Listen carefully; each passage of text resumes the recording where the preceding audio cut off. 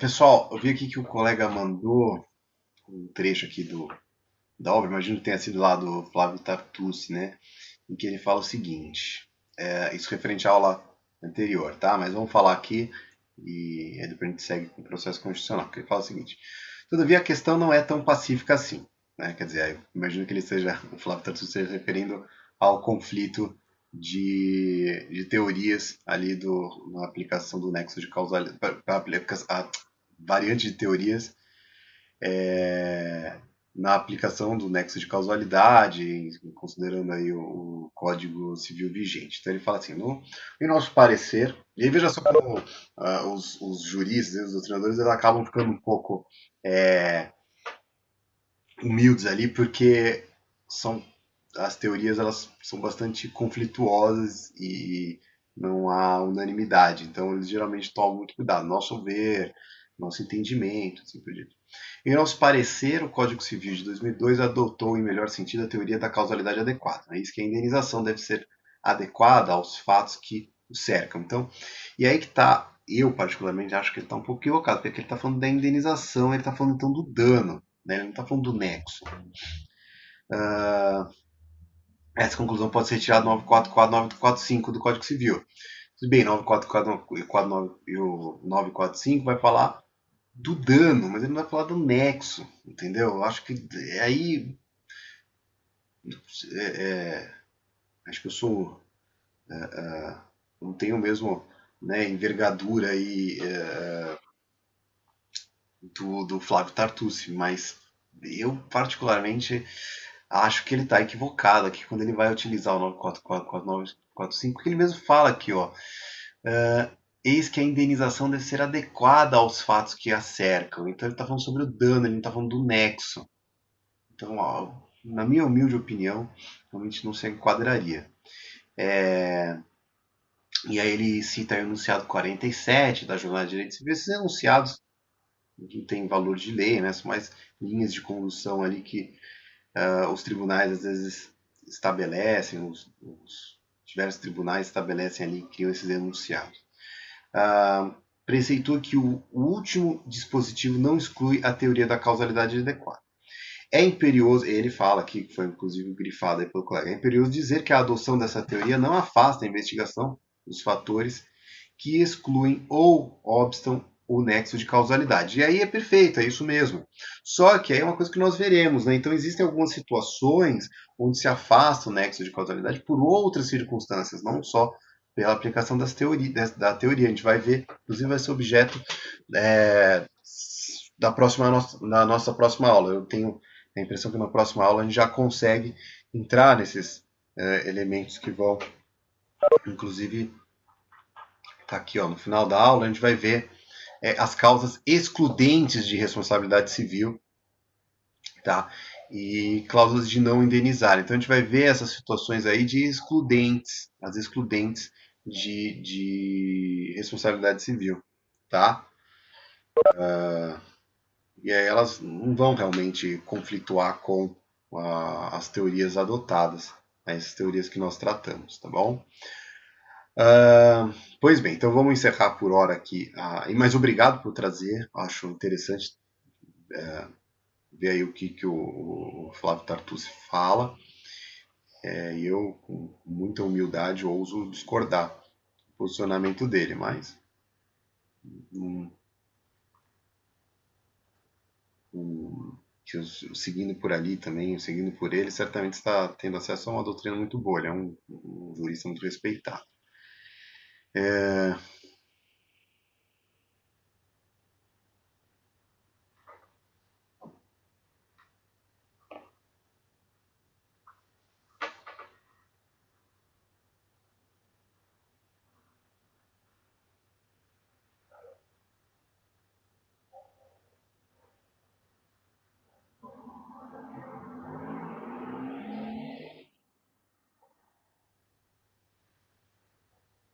Ele tem uma pergunta aqui que eu não entendi bem. Professor, pelo que eu entendi, que independente do dano e da indenização, o senhor quer que entendamos o nexo de causalidade. Então, eu vou falar mais isso e depois a gente já vai iniciar a aula de processo constitucional. Aí depois aqui falou que a regra de responsabilidade civil prevista no 59 põe prova da conduta do agente. Tá, gente, uma coisa. Vamos lá. Responsabilidade civil, 3 elementos: conduta humana, nexo de causalidade e dano. Nós já estudamos. Agora nós concluímos todas elas, tá? Nós estudamos a conduta humana, lembra? Se vocês forem lá, olhar lá nas aulas atrás, vocês vão ver que eu falei sobre a conduta humana.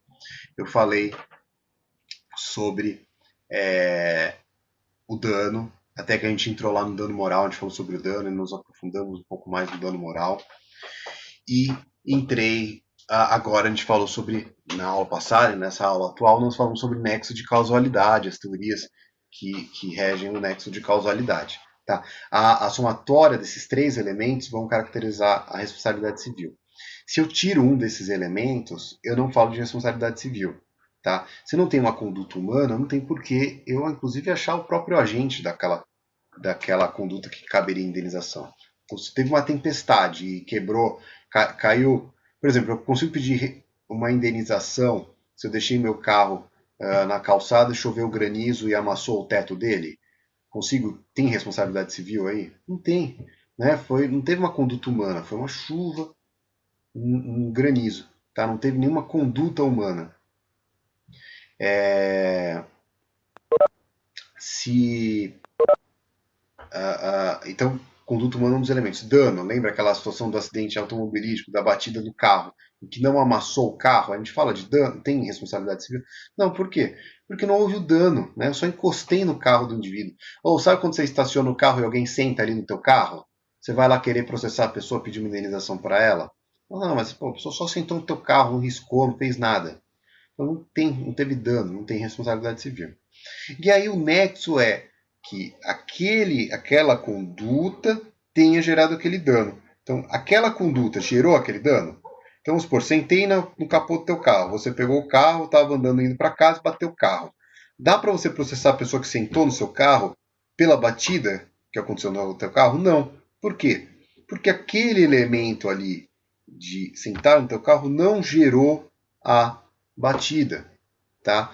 E aí, quando a gente vai aplicar o nexo de causalidade, vão ter algumas teorias, foram essas que eu passei para vocês, tá? Alguns autores vão trazer outras teorias, eu trouxe aqui as mais usuais, as mais adotadas pela doutrina e pela jurisprudência. E aí, alguns batem cabeça, alguns juristas pensam de uma forma, outros pensam de outra. O importante é o quê? Que vocês entendam que exista esse conflito e que aí, quando vocês estiverem advogando, vocês podem utilizar aquela que melhor se enquadra a seu favor. Vocês falam, olha, se aplicando essa teoria, o meu cliente, a gente consegue tirar o nexo de causalidade do meu cliente. Então você pega aquela teoria e aplica ali no teu caso. Entendeu? Você abraça aquela teoria, os autores que tratam daquela, que defendem aquela teoria, e tenta convencer o juiz que naquele caso tem que se aplicar aquela teoria, que o Código Civil defende aquela teoria. E aí você usa a teu favor. Tá? E assim vai adequando, né, ao que, e se a parte contrária utiliza uma teoria, você vai lá e utiliza a teoria oposta para tentar descaracterizar ela e falar que houve sim o nexo ou que não houve o nexo de causalidade. Tá? Então essa briga de nexo de causalidade é o que vai às vezes caracterizar se houve ou não a responsabilidade civil daquele indivíduo. Tá? Beleza? Então vou encerrar aqui essa aula aqui, já foi bem extensa, né? E aí vamos focar na nossa aula de processo constitucional. No processo constitucional, nós vimos ali alguns dos remédios constitucionais mais celebrados. Nós vimos o mandado de segurança, nós vimos o habeas corpus, o mandado de injunção, e hoje nós veremos o habeas data. Então, ao passado nós vimos o mandado de injunção e hoje veremos o habeas data. O mandado de injunção, lembra, é aquela situação onde nós temos uma previsão na Constituição, mas carece de uma lei complementar, uma lei que detalhe e garanta aquele direito. Uma situação clássica do mandado de injunção, que inclusive é mencionado ali na aula passada como um exemplo, né, de que ocorreu o mandado de injunção, era da possibilidade de greve para funcionários públicos. Então, o funcionário público tinha lá o seu direito constitucional à greve, mas não havia uma lei especificando os direitos que ele tinha. Então isso trazia insegurança aos funcionários públicos ao entrar em greve. Quer dizer, tinha possibilidade na Constituição, mas não tinha norma tratando dos detalhes do direito à greve. Falava só assim, o funcionário público tem direito à greve, ponto. Puxa, mas quais podem, quanto tempo pode durar, quais são os critérios para a greve ser legal, não ser legal, né? Como é que vai funcionar isso? Precisa ter uma lei complementar especificando como é que vai ser como é que se vai se tratar da greve, né? E, e é por isso que entraram com mandado de injunção para que fosse feita essa lei complementar e o STF criou ali, aplicou por analogia o direito de greve da iniciativa privada, depois fez algumas complementações e aí o funcionário público teve especificado, ele teve complementado seu direito à greve. Tá bom? Eu tinha falado até para vocês como atividade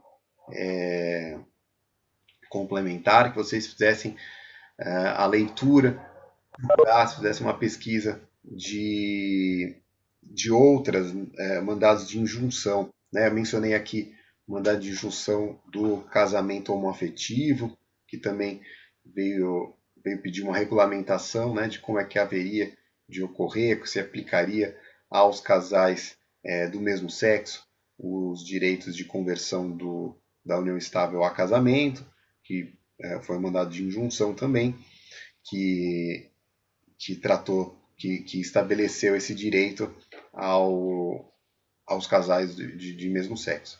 E aí eu abri a possibilidade aqui de vocês fazerem essa pesquisa. Qual de vocês fez essa pesquisa? Dessa vez eu não vou sortear, vou deixar aí que vocês procurem. Quem é que procurou esse conteúdo e achou alguma coisa interessante e gostaria de compartilhar com a gente?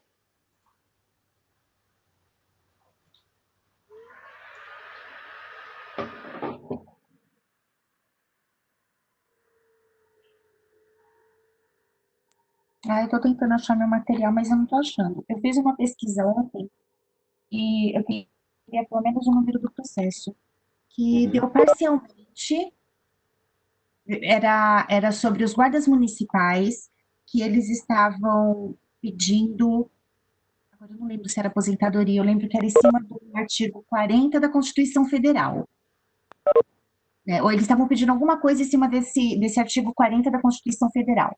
Eles falavam Uhum. que tinham os mesmos direitos. E aí, lá na decisão, foi colocado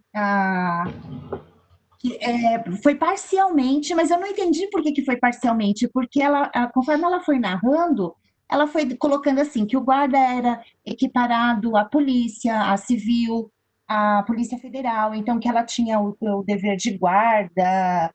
Enfim, como ela foi equiparada e era igual à Polícia Judiciária, então ela tinha os mesmos direitos. Só que no final, e isso foi através de um mandado de injunção, pelo Uhum. que eu vi lá. Uhum. Só que no final ela deu parcial. E eu li umas duas vezes e não entendi o porquê que foi parcial. Mas agora eu não tô achando. Tá Tá. meio bagunçado aqui minha Deve ser coisa. alguma coisa previdenciária, imagino. Você mencionou o artigo Eu 40. não sei se foi referente à aposentadoria. Sim, previdenciário deve ser alguma coisa nesse sentido. Eu acho que eu consegui abrir esse. Pode ser. Vê se você Então, acha. teria que ver o caso específico ali. Depois, se você quiser compartilhar aí comigo, Tá. aí eu faço. Apesar de eu já antecipar que previdenciário não é a minha área de atuação, mas às vezes a parte constitucional eu consigo dar um help aí para vocês. Por sinal, deve ter sido uma decisão nova. Bom, não sei qual que é o artigo 40 que ela se referia, porque o artigo 40 é um dos que teve muita modificação na Constituição. Tá? Em 98 teve modificação, depois em 2003 e agora em 2019 teve mais uma alteração. Tá? Os parágrafos também sempre foi muito garfado aí o artigo 40 da Constituição Federal. Mas bom, é importante que você tenha encontrado aí. Talvez esse seja algum funcionário pedindo a aplicação de algum. Era uma É que guarda assim, municipal. previdenciário. É que Falando. assim, E isso aplica a previdenciário. todos. É, previdenciário tem bastante matéria em legislação complementar. Então, talvez seja alguma coisa bem específica ali que carecesse para essa categoria específica, talvez. Então, às vezes você falou que é um guarda municipal, né? Isso. Então talvez no município dele não tivesse uma lei complementar tratando de algum direito previdenciário dele, pode ser que tenha sido isso. Então no município não tinha uma legislação tratando dos direitos previdenciários dele, e aí pelo artigo 40 ele teria esse direito, e não havia uma complementação e ele pedia para que o município complementasse ali. Pode ser que seja isso, né? Teria que ver a decisão em detalhe para poder te especificar melhor. Alguém mais achou, gente? Sim, eu, professor, eu Diga. pesquisei, é a Márcia, tá, que tá falando. Oi, Márcio. Eu pesquisei sobre esse mandato de injunção, Uhum, e eu achei bem interessante. Foi um agravo, estava até escrito agravo regimental. Só que ele fala sobre o mandato de injunção mesmo. só para te explicar, o mandado de injunção é o tipo de ação. O agravo regimental é o Tá, recurso, tá? tá bom, tá. É que Então, vocês vão aí eu aprender mais para achei, frente. tá bom. Eu achei foi do Ministério Público, Uhum, né? Quem foi o relator foi o Ricardo Lewandowski. Eu uhum. falei certo? Lewandowski. Isso aí. Isso. E aí ele falou sobre, não foi sobre a relação homoafetiva, eu pesquisei sobre a homofobia, Uhum, que ele transformou a homofobia num crime, uhum, de racismo. uhum, Aí no final são 20 páginas. Aí no final da conclusão ele colocou assim: o Ministério Público Federal opina pelo movimento do agravo para que se conheça do mandato de injunção e se defira em parte o pedido, para efeito de considerar a É homofobia. mandado de injunção, né? Ele tá escrito mandato de injunção? Não, é mandado. Ah, tá. Mandado de injunção. Eu falei Tá. errado. E se Uhum, defira em parte o pedido para o efeito de considerar a homofobia e a transfobia como crime de uhum, racismo e determinar a aplicação do artigo 20. Daí ele colocou da Lei 7.716 de 89 ou subsidiariamente determinar a aplicação do dispositivo de projeto de lei. Então, ele colocou no mandato de injunção. Foi o que eu achei. Eu achei interessante isso. mandado. Tá. Isso. Sim. Legal. Boa. Tá bom? Foi de Legal. 2014, isso. Sim, sim. Eu Interessante. encontrei, Eu posso até doutor, depois, mandar no Isso, WhatsApp. façam isso. Compartilhem lá no. Ou pode colocar lá no Drive, que vocês também conseguem colocar coisa ali no Drive, tá? Salvo engano, acho que vocês também conseguem. Joga lá no Drive ou joga no Mandado. WhatsApp, mas se puder jogar lá no Drive, melhor. Aí eu vejo e comento com mais detalhes para vocês. Quem mais? Depois eu vou tentar pôr no Drive, professor. Não sei se eu consigo, mas eu vou mandar no grupo. Tá bom, beleza. professor, eu encontrei um referente Mandar. exclusão de página do Facebook, Aham. que o Facebook em 2018 excluiu 196 páginas, né, do Facebook e os pertencentes das páginas entraram com mandado de injunção Uhum. e porque o Facebook não poderia fazer isso sem aviso, né, para os donos das páginas, Nossa, causando Marco, mandado de injunção por causa disso. mandado de injunção, Interessante. né? É porque Foi provavelmente até não tinha. É porque eles devem estar aplicando ali algum. Eles devem ter utilizado como fundamento a liberdade de expressão, alguma coisa assim, e falando que não existia algo tratando especificamente da. pelo que eu li, ele não deu nenhuma causa justa para excluir essas páginas. Entendi. Mas Eles ele só tem que ter, sim, mas ele tem que ter. Eu fiquei curioso para saber qual que foi a base constitucional para ele pedir isso. Imagino que tenha sido a liberdade de expressão. ele diz assim que desativado, reprovado, colocou isso na página. Nós determinamos que você não está qualificado para usar o Facebook. Essa decisão é final. Sim, mas foi o quê? Foi lá no artigo 5º, 9º, inciso 9º? Qual foi o fundamento constitucional? Porque tem que ter uma liberdade, tem que ter um fundamento constitucional para você entrar com mandado de injunção. Quer dizer, qual que é o direito constitucional que você está invocando ali que carece de norma complementar. Tá? Isso que é importante a gente entender do mandado de injunção. O mandado de injunção tem que ter uma norma constitucional. Qual que foi que ele trouxe? O artigo 9º? Parágrafo 1º. Deixa eu ver. A lei definirá os serviços e atividades essenciais e disporá sobre o atendimento às necessidades inadiáveis da comunidade. É assegurado o direito de greve? Não, mas aí é direito de greve. Foi esse? Não, não deve ter sido isso aí, não. Facebook, direito de greve? Vou tentar colocar aqui para você. Joga lá e depois eu faço uma análise e a gente conversa melhor sobre isso daí. Assim, não me parece que seja isso, porque o artigo 9º fala sobre o direito de greve da Constituição. Talvez seja outra coisa, não sei. Eu acho que assim, se fosse invocar algo aí nesse sentido, seria tratar da liberdade de expressão e falar que não existe uma norma regulamentando o controle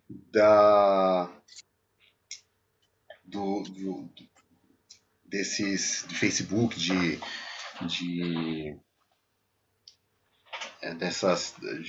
nossa, como é que chama isso? De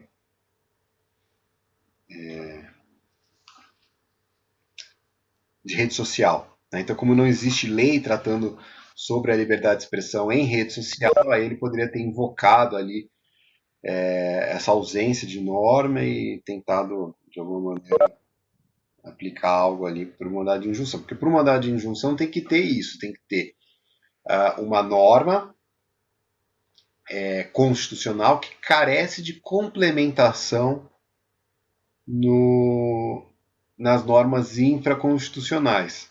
Tá? Isso que exige, que carece ali, que determina a possibilidade do mandado de injunção. Né? Se não for isso, você quer recorrer de alguma coisa, aí não é o meio correto.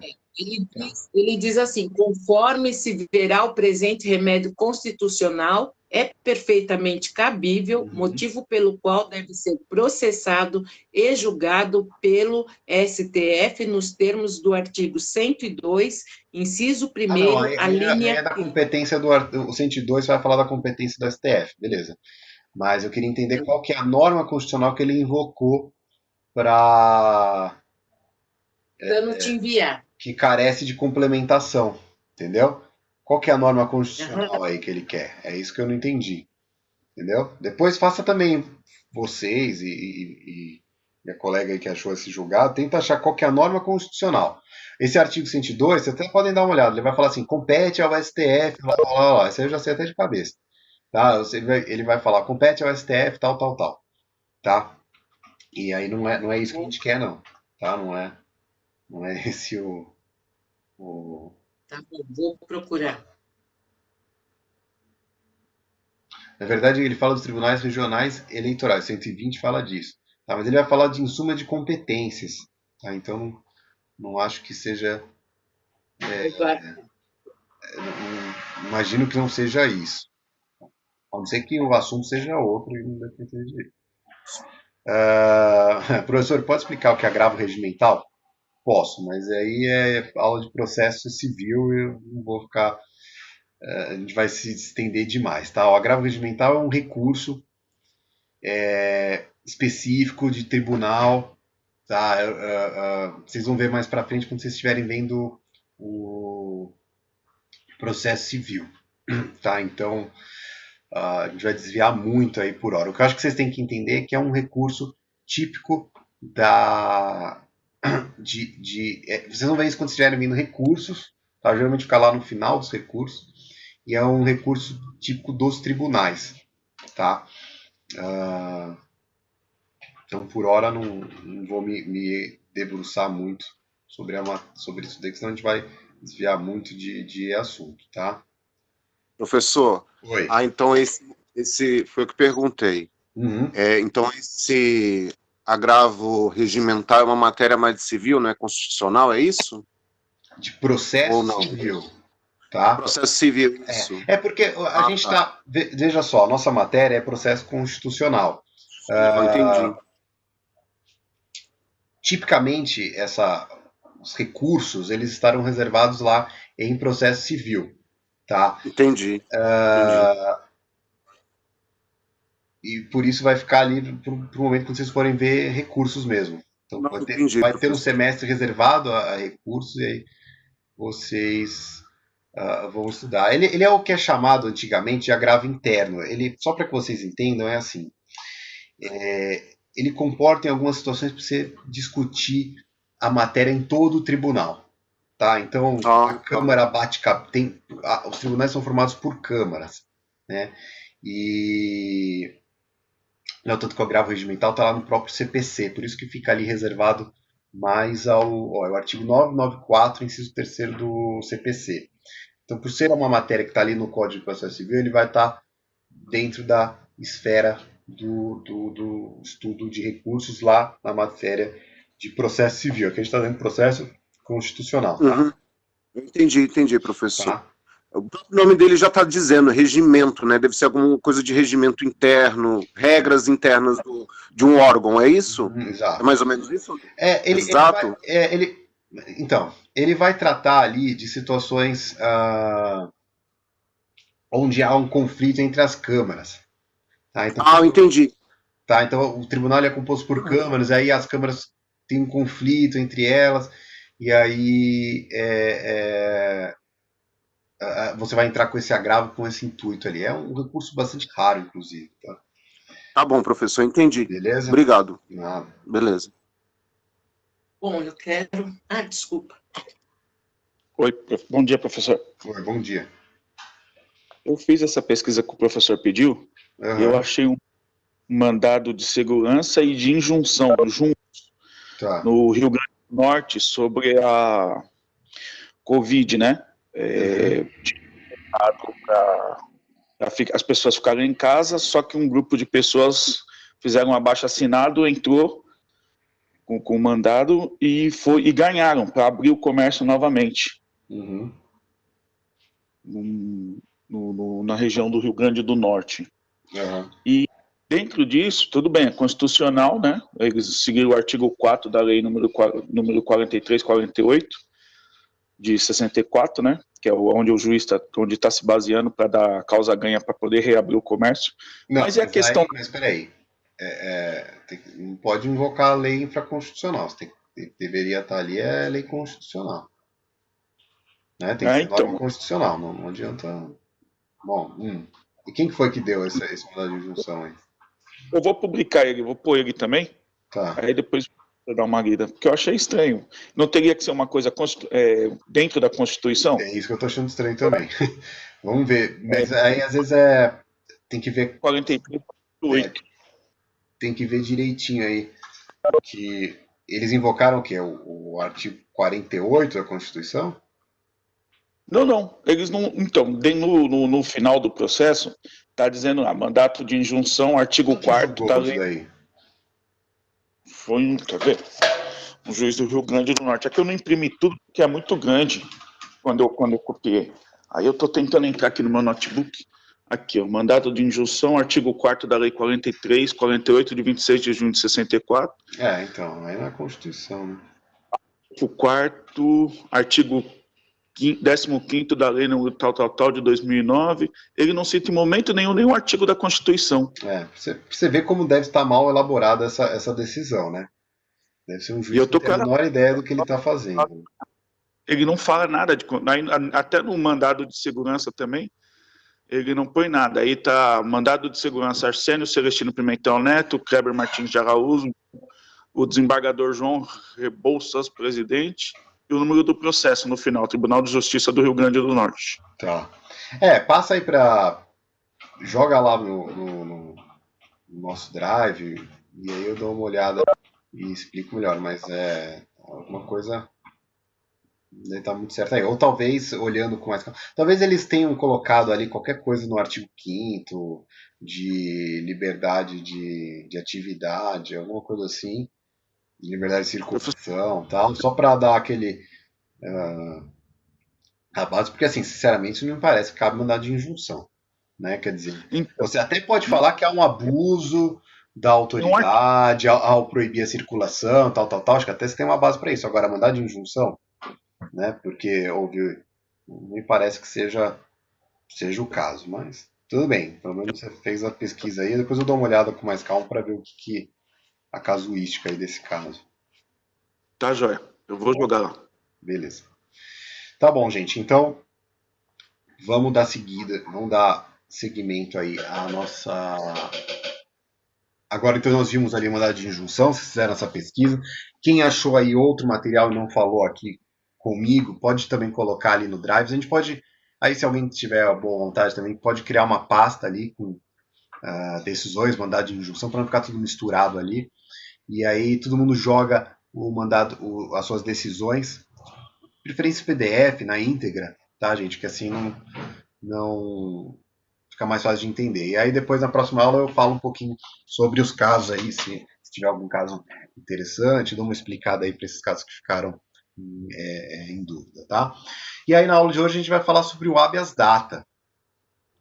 Ele tem ali a sua previsão lá no artigo 5º, ele também tem a sua complementação na Lei 9.507, e ele tem como o objetivo promover a transparência das informações armazenadas por órgãos públicos ou por aqueles que fazem atividade pública, tá? E ela é uma ação gratuita, conforme também já previsto lá no artigo 5º. Lembra do habeas corpus?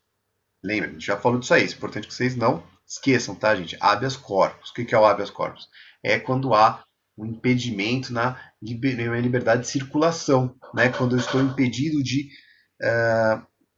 quando há um risco de que eu venha a ser preso, né? Que esteja ali contendo minha liberdade de ir e vir. Quando algo esteja impedindo a minha liberdade de ir e vir, ou ameaçando essa minha liberdade, esse meu direito, eu posso me utilizar do habeas corpus, tá? Então, geralmente é utilizado para aquele indivíduo que está sendo ameaçado de ser preso, ou de que já está preso indevidamente, uma prisão cautelar, ou está cumprindo pena e já terminou a pena dele, ele ainda continua preso.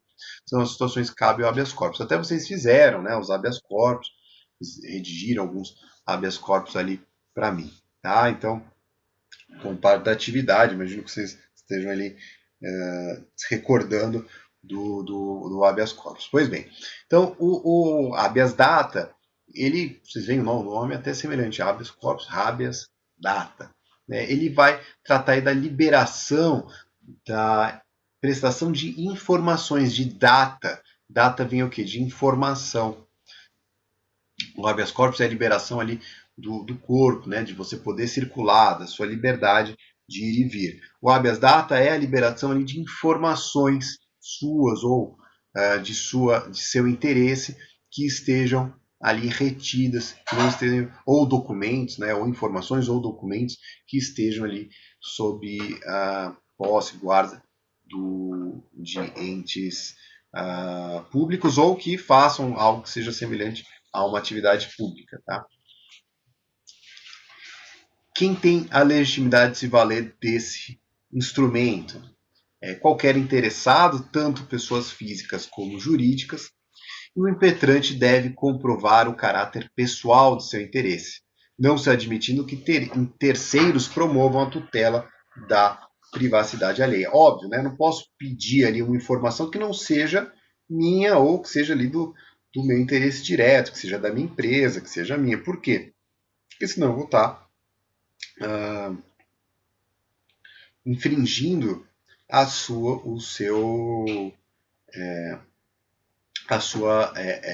liberdade de sigilo. Né? Por exemplo, eu quero obter alguma informação que não é pública sua, eu não posso. Tá? Isso daí é um sigilo que você tem, essa liberdade que você tem de guardar aquelas informações pessoais suas. Tá? é um direito da personalidade, né, um direito personalíssimo, e a legitimidade, então, não se admitindo que se promove de terceiros, né, porque por ser uma tutela, não pode invadir a privacidade alheia. Mas não impede você, por exemplo, contratar um advogado para entrar com habeas data. Tá? Isso daí você deve, inclusive, ter um advogado para mover um habeas data. Tá? Então, pode ali apresentar um advogado representando. Tá? É uma outra situação. Agora, você não pode entrar em nome de terceiro, para obter uma informação ali de terceiro. Tá bom? Sempre das informações, portanto, pessoais. A legitimidade passiva, né? Então, lembra, né, gente? A legitimidade ativa é quem pode entrar com o pedido de mandado de habeas data. Legitimidade passiva, quem é que vai receber contra, né? Quem é que vai ser alvo ali do habeas data. São as autoridades públicas e os particulares que administram os arquivos e bancos de dados questionados. Então, veja só, gente, via de regra, o foco são as autoridades públicas, os entes públicos, mas também alguns privados podem ser alvo de habeas data. Aí eu trouxe aqui um exemplo para vocês, que é essa situação. Solicitei financiamento para a aquisição de imóvel residencial e me foi negado devido uma negativação, né, o meu nome ali maculado, nome sujo, no Serasa, no SPC, tanto faz, um desses órgãos de proteção ao crédito. Né? Aí eu procuro esses órgãos, tanto faz se é o SPC ou Serasa, mas eles recusam a informar ali, né? Eles não querem, mas não quiseram fornecer informações sobre esse seu cadastro. Caberia nesses casos o habeas data contra o Serasa ou contra o SCPC? Caberia? SPC, desculpa. Caberia nesses casos? Sim, né, gente? Por quê? Porque eles fazem equiparável, tá? Esses órgãos, eles fazem ali, ainda que sejam órgãos privados, eles são equiparáveis aí por um entendimento extensivo de que aquela função dele é uma função pública. É a mesma coisa que o mandado de segurança, por exemplo, cabe contra reitor de faculdade privada. O mandado de segurança é sempre o que? Uma autoridade pública que ameaça um direito seu. O reitor de uma faculdade privada, ele é um ente público? Não. Só que a atividade educacional é uma atividade de natureza pública, por isso que o reitor, ainda que seja reitor de uma faculdade privada, ele pode ser alvo de um mandado de segurança. Tá bom? E o habeas data vai mais ou menos na mesma linha. Tá? Mas, tipicamente, o habeas data vai atacar ali, o mais típico é atacar esses órgãos de proteção ao crédito, né? O Serasa e esses similares. Tá?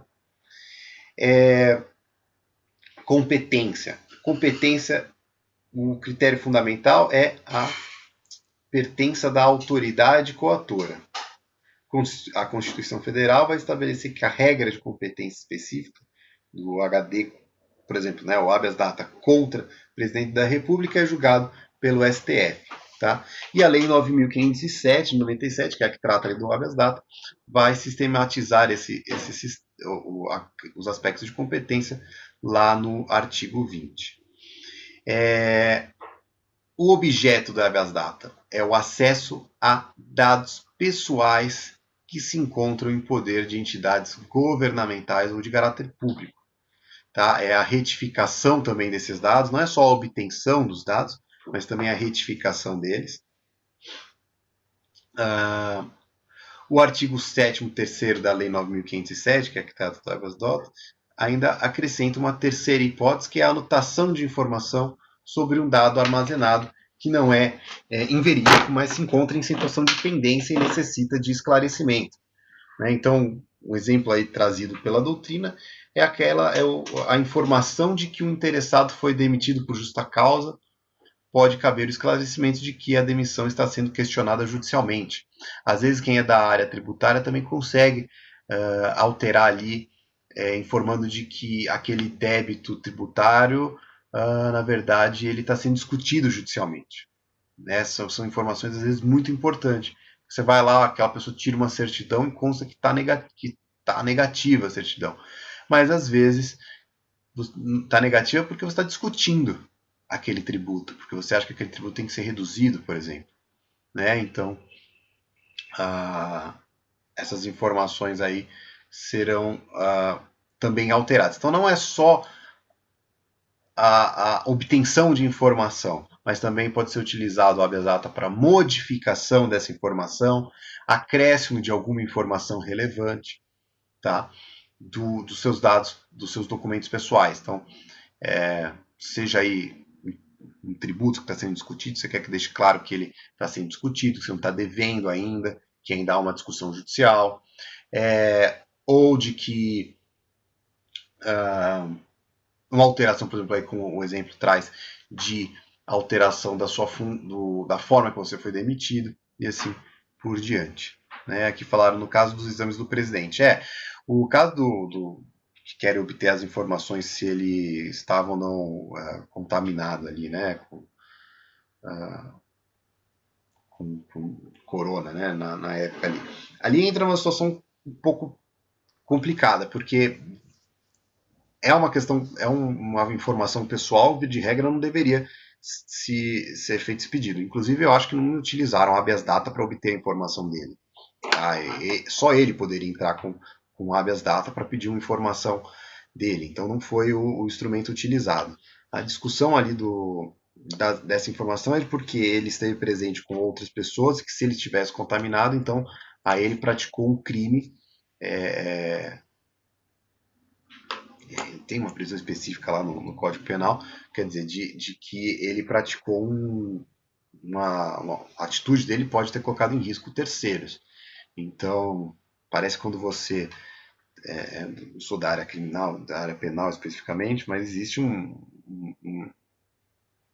crime lá de quando você está doente, espalhar a doença, não tomar essa cautela. E eu acho que é mais com esse intuito que querem discutir, se ele assumiu esse risco e contagiou outras pessoas. Tá? Então é mais com essa intenção. Talvez não tivesse que ser público isso.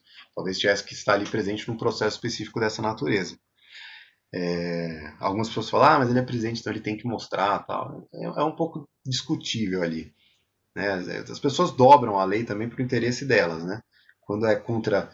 Por sinal, a gente está vendo uma situação bastante engraçada, porque quando a Dilma tentou colocar o Lula como ministro, todo mundo caiu de pau, falando que não podia, tal, não sei o quê, e o STF falou que não podia, porque a intenção seria blindar o Lula numa eventual prisão.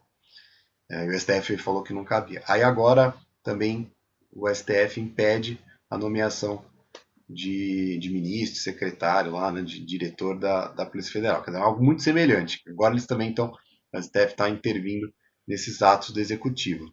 Lá atrás eu já achava errado, e eu acho errado hoje também. O STF não tem essa... Esse é um ato exclusivo do executivo. Se o executivo quer colocar um ministro, quer colocar um secretário, não tem nenhuma ilegalidade por hora.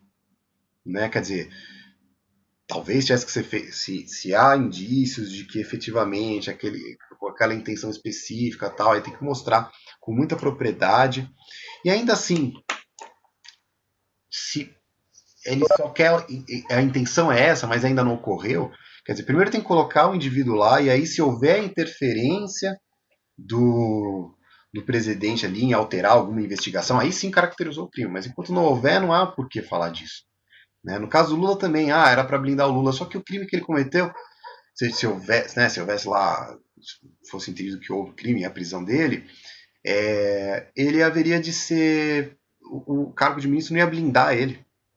Tá? Então, não adianta. Porque é um crime ocorrido anteriormente, então não haveria por que tratar disso. Então, assim, o STF intervém ali no executivo de maneira bastante indevida, ao meu ver. Eu acho até correto um pouco esse... E aí, no caso aí, quando tá falando aí do exame, aí também acho... Se tivesse num processo específico, estivesse tratando da caracterização daquele crime, um processo de investigação, vamos supor, tivesse não que nem o Estadão, que entrou com...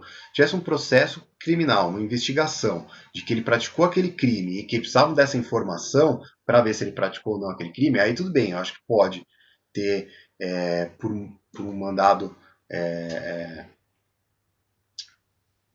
judicial, que se obtém essa informação, mas essa informação vai ser sigilosa no processo, bem, não abrir para o público, ao meu ver. Né? Não acho... Compartilhei a ação. Então, essa ação contra o Bolsonaro, pelo que eu entendi, é uma ação do Estadão, né? Não é de liberdade de informação, alguma coisa assim, né? Eu até vou dar uma olhada depois com mais calma aqui que a Adriana falou, mas, ao meu ver, não é essa a prática desse crime. Tá? Agora, se for o que acontece, não é aberto ao público, seria ali apenas no processo, com mandado judicial, para obter essa informação, para ver se ele praticou um crime específico lá. Aí tudo bem, eu acho que seria mais adequado. Tá? Eu acho que realmente isso é uma informação pessoal dele. Se ele não quer informar, ele não precisa. Entendeu? Não é porque ele é presidente que ele tem que abrir o prontuário médico dele. Não existe isso. Agora o presidente tem que abrir o prontuário médico dele. Tem que ver se o cara teve diarreia, se o cara teve... Não existe isso. Tem umas coisas... E olha que... Vocês sabem que eu nem sou pró esse governo, hein? Mas também a gente não pode ser cego e ficar defendendo qualquer coisa só porque não gosto do governo, vou ficar aqui... Né? Tem que ter critério. A gente tem que fazer uma análise técnica das coisas. É um absurdo. E, sinceramente, não é porque o cara é presidente que ele tem que abrir todas as informações dele. Não é assim. Meu entendimento. Principalmente essas de natureza pessoal. Né? As da administração dele, óbvio que ele tem que ver. Prestação de contas e tudo mais, ele tem que fazer. Agora,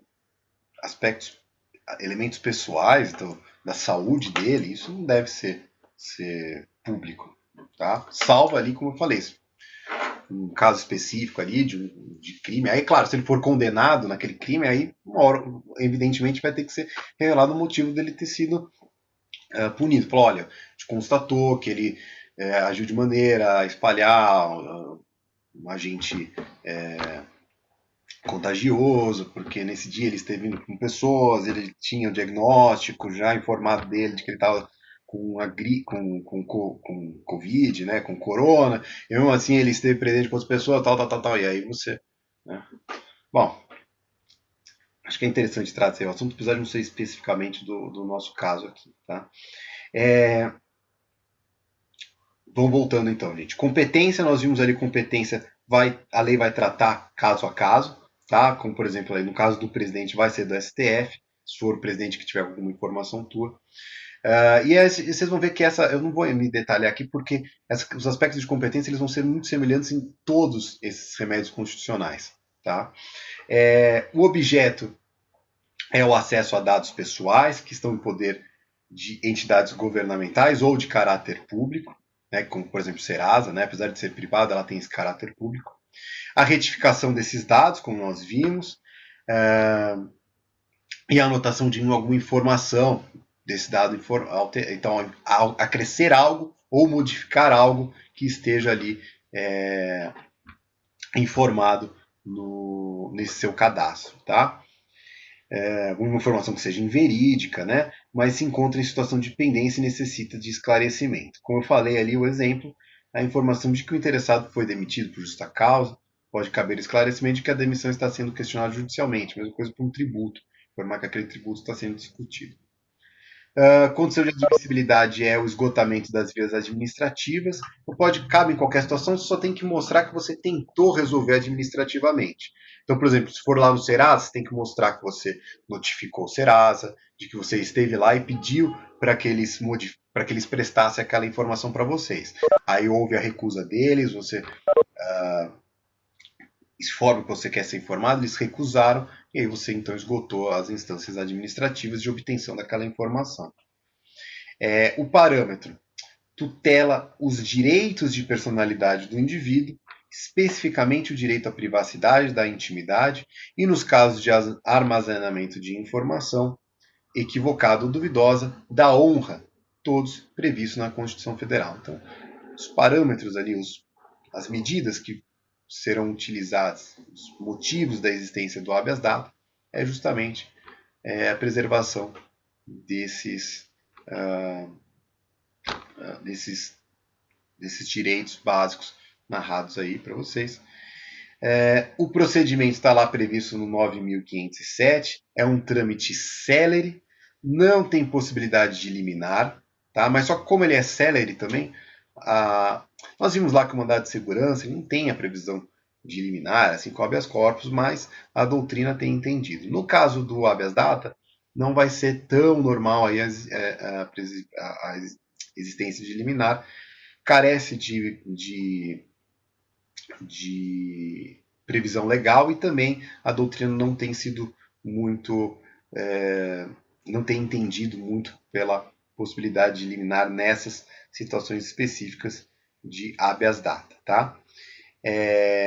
A ação ela é gratuita, como eu já havia dito para vocês, e ela vai seguir o rito bem semelhante ao do mandado de segurança, tá? Então aquele procedimento rápido, você pede as informações da parte que está cometendo ali a infração, está cometendo aquele ato, aquela ação que está ali prejudicando, e ele vai ter um tempo para responder e o juiz já decide. É coisa rápida, você entra com habeas data, o juiz pede a informação do coator, de quem está não alterando, não está prestando aquela informação que você pediu.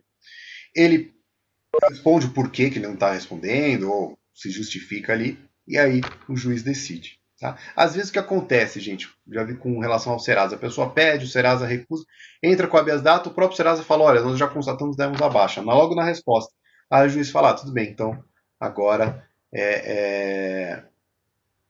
não há mais perder o seu objeto. Tá? Então já resolveu. O juiz vai falar, beleza, você deu a baixa? Tranquilo, então perdeu o objeto, nem julgo mais. Tá? Sentenças e os efeitos. Então o que o juiz vai decidir? Juiz, tribunal, quem quer que venha a decidir o habeas data, ali depende da competência.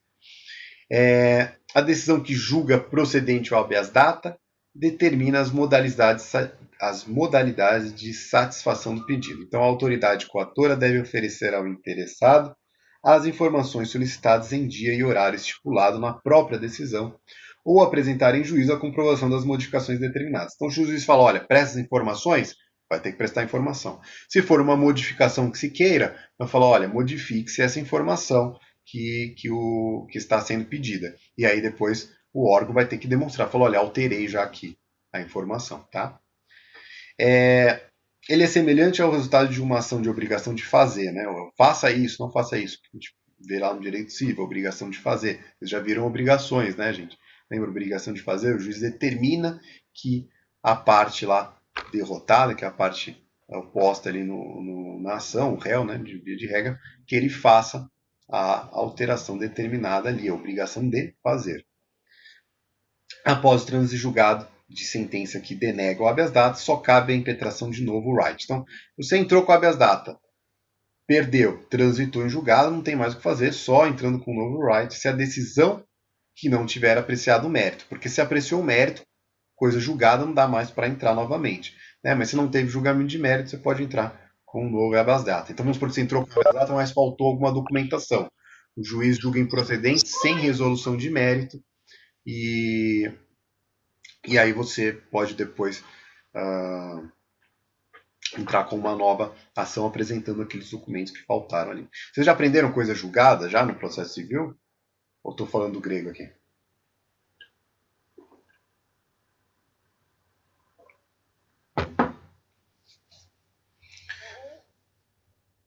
É que é um conceito, talvez vocês vejam ali mais... Às vezes é na teoria geral. Então tá. Então vocês entendem, pelo menos imagino que vocês tenham entendido. Esse é um conceito bastante importante. Tá, beleza. Então tá até fresco na cabeça de vocês. Geralmente se vê no começo ali, no estudo do processo civil, o conceito ali de coisas julgadas. Às vezes você vai ver novamente quando for estudar recursos. Mas é muito importante que vocês entendam. Tá? O princípio aí, um instituto do processo civil é essencial. Pois bem, gente, o habeas data ele é simples, né? Ele é o talvez mais simplório aí dos remédios constitucionais. Aqueles mais complicados, com mais efetividade, aí são o mandado de segurança e o habeas corpus, por isso que a gente dedicou mais tempo ali ao estudo de ambos, tá? O mandado de junção e o habeas data, eles são mais tranquilos, são até menos usuais também, mas é importante que vocês entendam, eu quero que vocês entendam aqui do habeas data, principalmente qual que é o objetivo dele, qual que é a função dele, para que ele serve, tá? Isso que é essencial que vocês entendam do habeas data, porque vocês podem, se estiverem lá advogando, se estiverem fazendo questões de concurso público, vocês têm que pelo menos entender o que é o habeas data, em que situações que ele se aplica, tá? Alguém mais tem algo a dizer? Gostaria de complementar?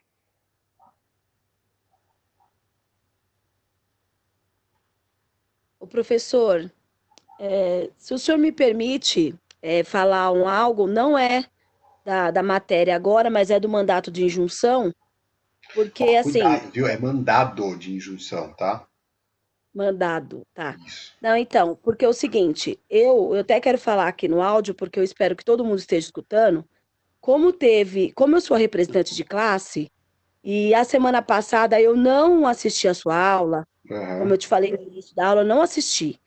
Então, eu não presenciei, eu não sei o que foi dito, eu não sei o que foi falado para pesquisar, e eu fui questionada em relação, Márcia, tem que fazer a pesquisa do mandado de injunção. Márcia, eu vou só dar o stop então aqui na gravação, porque eu acho que aí já é uma coisa nossa, aí quem estiver depois assistindo a aula, não sei se vai ter muita necessidade, tá? Então, professor, é importante que até quem não estava assistindo a aula ouça isso. Então tá, fala aí. É como se fosse uma responsabilidade minha, entendeu? Eu não assisti a aula, então eu não tinha responsabilidade de saber. Quem estava na aula... Seguinte, Márcia, só para complementar, gente, vocês entram em contato comigo, né? Quem tiver, exatamente. Com a Márcia. Ela é representante, ela faz um trabalho aí, né? Quanto você recebe para fazer isso, Márcia? Quanto você ganha? Nada, né? Então, claro que não, nada. Ela faz isso para ajudar a gente e tudo mais. Ela é essa via de comunicação, mas às vezes é bom que, por exemplo, se vocês passam uma coisa para a Márcia, ela me pergunta para que não fique todo mundo me perguntando a mesma coisa. Mas ela não tem a obrigação de saber de tudo, óbvio. Né? Vai ter hora que ela vai faltar, tem hora que ela não vai ver a matéria. Não tem problema isso. Aí o que vocês podem fazer é pergunta para a Márcia me pergunta e aí eu respondo para ela. Às vezes só para unificar ela é só essa interface, é só esse... E até mesmo porque existe um grupo, né? Existe um grupo de WhatsApp. Vocês podem perguntar lá no grupo de WhatsApp também. Porque aí eu respondo lá e todo mundo... Agora, temos essa via direta de comunicação e pode mandar mensagem para mais para depois mandar mensagem para mim. Então, se vocês têm alguma dúvida e querem unificar, vocês pedem, só para não ficar... Porque senão, viu, Márcia, a gente tem aí, sei lá, 40 alunos, aí fica 50 alunos fazendo a mesma pergunta, ficou horrível. Informação do dia. Mas assim, é porque eu fiz essa pesquisa ontem à noite, porque eu estava estudando a matéria, e aí eu achei interessante fazer a pesquisa. Mas aí me questionaram assim, poxa, eu te perguntei e você falou que não precisava fazer. Não é que eu não precisava fazer, eu não sabia. Eu falei, eu não sabia, eu pesquisei ontem à noite, na hora que eu estava estudando a matéria, porque eu não assisti a aula, então eu fui estudar. Aí eu achei interessante, falei, vou pesquisar. Aí eu pesquisei. Tá. Por isso que hoje eu respondi, tá? E não fique assim, ela pesquisou e não avisou a classe. Não é verdade. Tá. Ô, Márcia, mas em nenhum momento eu coloquei isso na mensagem. Não, você não colocou isso, mas você quis dizer isso. Deixa eu só falar uma coisa. Não, professor, desculpa, deixa eu só falar uma coisa. Ai, meu Deus, meu Deus. Bom, eu vou encerrar a gravação, porque eu acho que isso aí não é relevante, tá?